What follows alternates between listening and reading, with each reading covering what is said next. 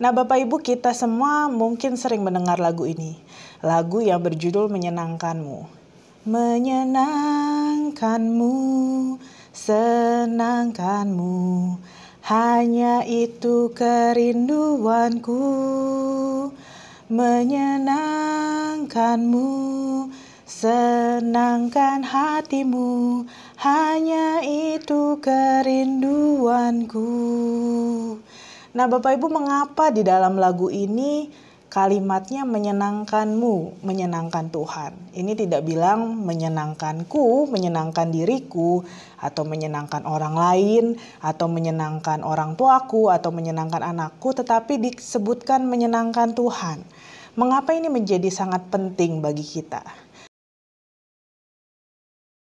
Ini merupakan sesuatu yang sangat penting karena kita lihat di sepanjang Alkitab bahwa ketika seseorang menyenangkan Tuhan, semua urusan yang ia lakukan pasti akan beres. Nah, ini pun akan berlaku juga kepada kita. Ketika kita menyenangkan Tuhan, segala sesuatu pasti akan beres urusannya. Baik itu urusan ekonomi, baik itu urusan keluarga kita, pekerjaan, dan sebagainya.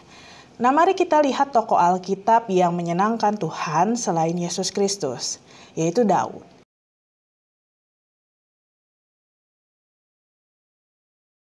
Kita lihat pada Kisah Para Rasul 13, Paulus mengatakan begini, Allah berkata, aku telah mendapat Daud bin Isai, seorang yang berkenan di hatiku dan yang melakukan segala kehendakku. Nah, mengapa Daud bisa begitu menyenangkan Tuhan? Mari kita pelajari secuplik kisah Daud yang tertulis di 1 Tawarikh 14. Ketika orang Filistin mendengar bahwa Daud sudah diangkat menjadi raja seluruh Israel, mereka hendak menangkap dia. Karena itu Daud keluar untuk berperang dengan mereka. Sementara itu orang Filistin sudah tiba di lembah Refaim dan merampoki lembah itu. Mendengar itu, Daud bertanya kepada Allah, Tuhan, haruskah saya menyerang orang-orang Filistin itu? Apakah Tuhan akan memberikan kemenangan kepada saya? Ya, seranglah, jawab Tuhan. Aku akan memberikan kemenangan kepadamu. Maka Daud dan pasukannya menyerang orang-orang Filistin itu di Baal Perasim dan mengalahkan mereka. Ketika pasukan Filistin lari, mereka tidak sempat membawa patung-patung berhala mereka. Daud memerintahkan supaya patung-patung itu dibakar. Tidak lama kemudian, orang Filistin datang dan merampoki lagi lembah Refaim. Sekali lagi Daud meminta petunjuk dari Allah dan Allah menjawab, jangan menyerang mereka dari sini, tetapi berjalanlah memutar dan seranglah mereka dari seberang, dekat pohon-pohon murbe. Kalau engkau mendengar bunyi seperti derap orang berbaris di puncak pohon-pohon itu, majulah, sebab aku akan berjalan di depanmu untuk mengalahkan tentara Filistin.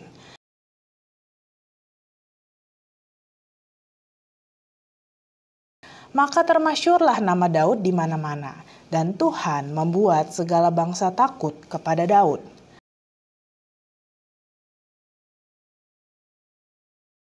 Dari bacaan kita ini, kita dapat melihat bahwa Daud tanya dulu kepada Allah, apakah aku harus maju?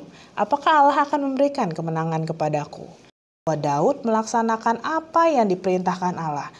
Dan ia dan pasukannya kemudian dapat memukul mundur tentara Filistin mulai dari Gibeon sampai ke Gezer. Maka termasyurlah nama Daud di mana-mana, dan Tuhan membuat segala bangsa takut kepada Daud. Mengapa Daud bisa menang?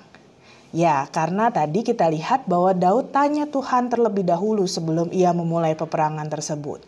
Dan 3 hal yang Daud dapatkan dengan cara perang seperti ini, maksudnya tanya Tuhan dulu sebelum dia pergi berperang, adalah Daud mendapatkan kemenangan.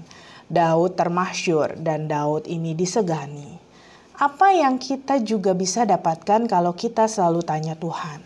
Kita mungkin banyak sekali peperangan-peperangan yang ada di depan kita. Kita menghadapi kondisi-kondisi yang sulit di mana kita harus melakukan sesuatu, kita harus bertindak. Dan alangkah baiknya ketika kita bertanya kepada Tuhan terlebih dahulu apa yang perlu kita lakukan, Tuhan akan memberikan kita kemenangan, kita akan termasyur, dan kita juga akan disegani oleh apa yang kita lakukan itu. Pertanyaan berikutnya adalah, mengapa ya Daud selalu dijawab? Allah langsung menjawab, bahkan jawabannya sampai spesifik kepada jalanlah memutar dan seranglah mereka dari seberang, dekat pohon-pohon murbei. Nah, ketika saya tanya Tuhan tentang hal ini, dan Tuhan memberikan jawaban adalah, karena Daud sedang melakukan pekerjaan Tuhan.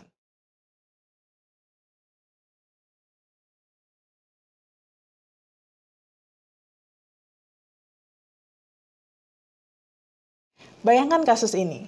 Ada satu bos yang konglomerat besar, perusahaannya banyak, bahkan sampai internasional, dan ia suatu ketika meminta tolong kepada salah seorang office boy-nya untuk membelikan dia kopi.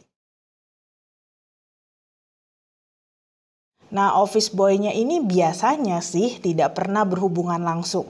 Biasanya lewat sekretarisnya si bos ini. Tapi hari itu bos ini memberikan si office boy ini nomor WA-nya dan bilang kalau ada apa-apa kontak saya ya.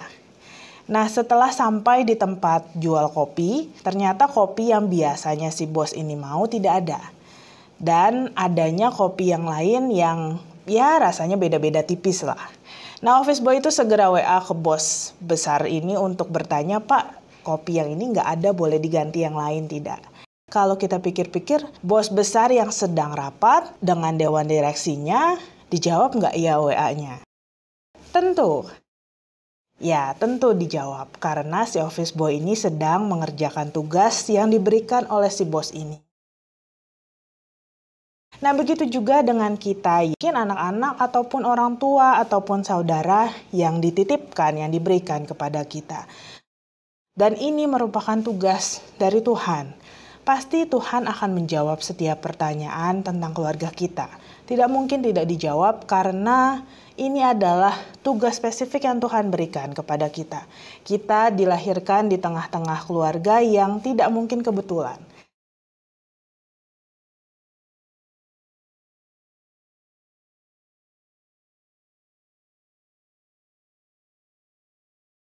Daud juga sedang menangani bangsa Israel. Tentu Tuhan langsung jawab. Kalau ada apa-apa ketika Daud bertanya, Tuhan langsung menjawab. Dan kisah 1 Tawarin 14 ini membuktikan akan hal ini.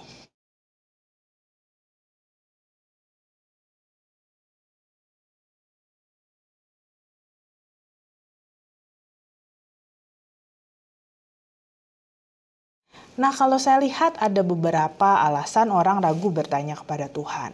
Yang pertama, takut salah dengar. Ini mungkin aku sendiri kali yang dengar. Atau mungkin suara siapa gitu nggak tahu gitu ya.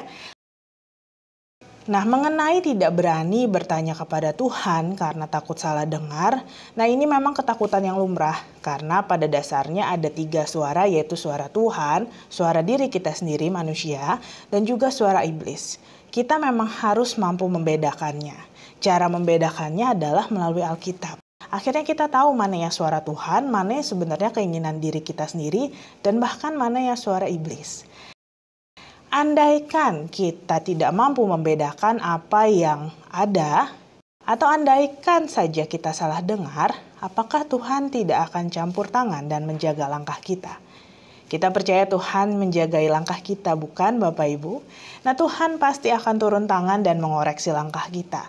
Karena dia tahu kita sedang salah dengar nih, dan kita sedang mengerjakan tugasnya. Jadi dia pasti tidak mau kita salah terlalu jauh.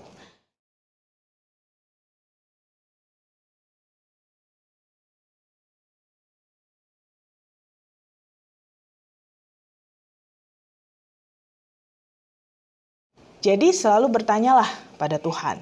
Jangan takut tidak dijawab ataupun salah dengar. Lalu kedua, tidak yakin bahwa Tuhan mau menjawab gitu ya. Itu seringkali merasa, kayaknya enggak Tuhan enggak mau jawab aku lah. Aku siapa sih Tuhan masa mau jawab aku?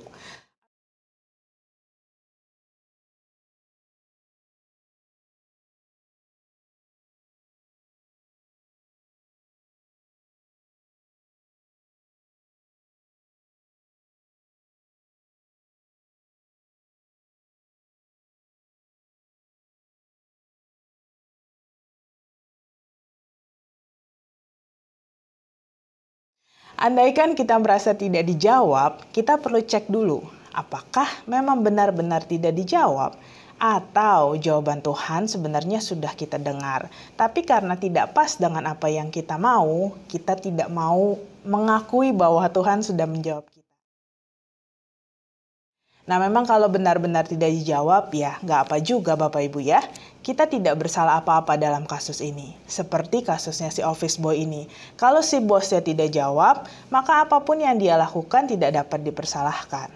Karena bosnya tidak jawab apa yang dia tanyakan. Tetapi kalau dia tidak tanya, maka dia pasti akan bersalah. Ataupun yang ketiga, takut dengan jawaban Tuhan yang tidak sesuai dengan apa yang ia pikirkan. Karena seringkali ketika kita bertanya kepada Tuhan atau kita meminta kepada Tuhan, seringkali tidak dipungkiri bahwa ada keinginan-keinginan tentang jawaban yang kita inginkan. Nah, ini sepertinya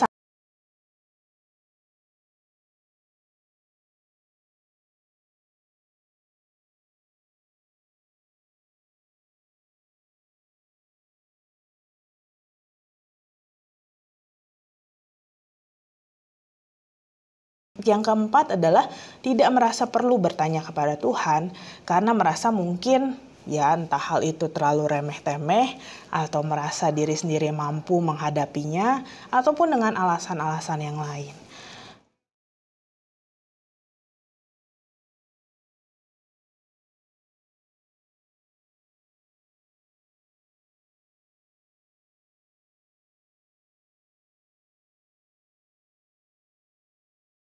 Mungkin ada keluarga-keluarga dengan penyakit tertentu atau gangguan tertentu yang sangat menyulitkan. Bertanya kepada Tuhan malah menjadi sebuah kewajiban bagi kita. Karena hanya Tuhan yang tahu isi hati, isi pikiran dari orang-orang itu. Kalau kita bimbing mereka dengan yang kita pikir yang paling benar tanpa tanya Tuhan, apa yang akan terjadi? Akan misleading atau bahkan salah langkah Bapak Ibu. Suatu ketika saya bertemu dengan klien remaja dengan skizofrenia. Secara teori saya tahu kira-kira seperti apa dan apa yang bisa dilakukan bersama dengannya dalam terapi. Dan ketika datang, anak ini memang kelihatannya kurang lebih menunjukkan apa yang secara teori saya tahu. Tapi dia ini selalu gelisah dan bahkan seringkali on off sekolah karena kondisi yang tidak baik. Jadi dia merasa dirinya tidak baik sehingga dia seringkali tidak masuk sekolah.